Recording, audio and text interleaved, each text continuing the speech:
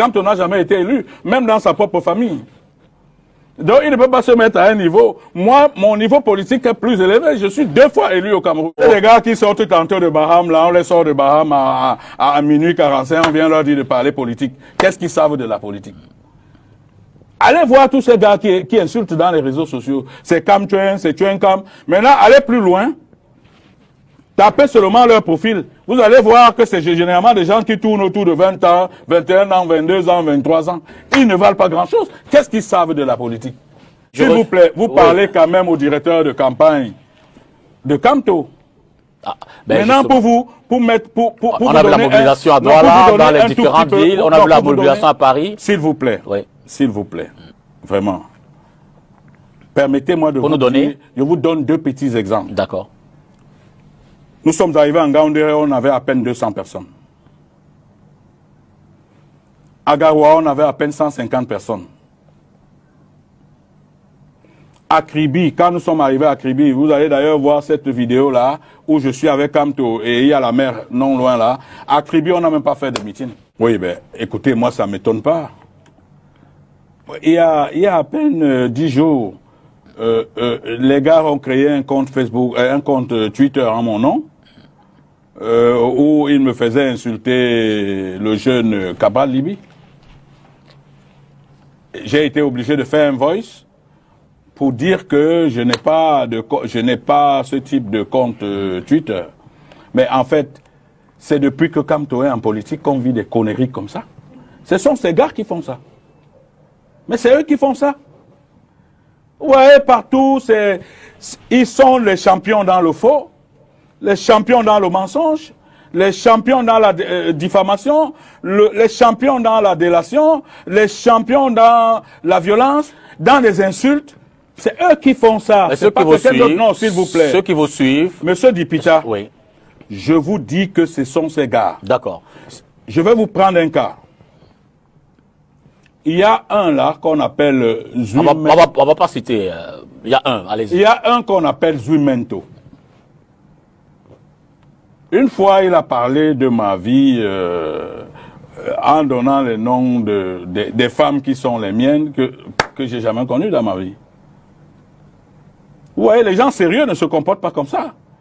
Vous avez un autre à Paris qu'on appelle J. Rimingono qui soutient Camto. Curieusement, il soutient Camto, qui vous dit que Paul King a fait ci, Paul King a fait ça. Parfois, quand il raconte son histoire, j'ai l'impression qu'il parle de quelqu'un d'autre. Mais Paul Eric. Ce monsieur a dit, par exemple, non, je vais illustrer. Ça, c'est des petites illustrations que je prends. Dans l'une de ces conneries qu'il raconte, il a même osé dire que j'étais à Paris, il y a quelques mois, où je suis allé prendre de l'argent à l'ambassade, il y a quelques mois. Pendant ce temps, moi, j'étais à l'hôpital, hospitalisé au Cameroun. Donc, quand des gens comme ceux-là veulent gouverner en passant par des méthodes de délation, de destruction, de déstabilisation, de mensonges, de falsification, imaginez ce que le Cameroun peut être avec ces gens-là. Il y a une vidéo qui a fait le tour des réseaux sociaux dans laquelle j'appelais Déa Camto à discipliner ces fous-là. Je l'appelais déjà à discipliner ces fous. Moi, je suis cohérent. Hein.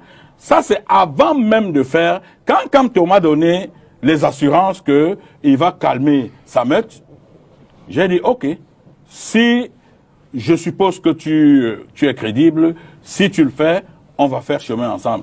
C'est comme ça qu'on s'est mis ensemble. Mais je me suis rendu compte qu'il m'a berné. Non seulement il m'a menti, mais il m'a berné. Vous comprenez?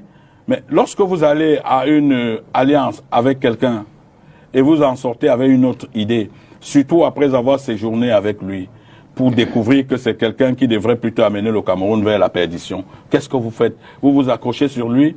Tout le monde peut... Je vous dis, je suis toujours très cohérent. C'est un homme suffisamment cultivé. Je le redis ici. Parce que j'ai l'impression que les gens veulent que je me dédise. Il est suffisamment cultivé. Et ça fait plaisir de vouloir, si vous voulez vous cultiver, d'être à ses côtés. Mais au-delà de ça, il n'a pas de personnalité. Parce que pour diriger le Cameroun, il faut avoir de la personnalité. Il est manipulé, il est géré pratiquement par Fogué. Il est géré par Djogé.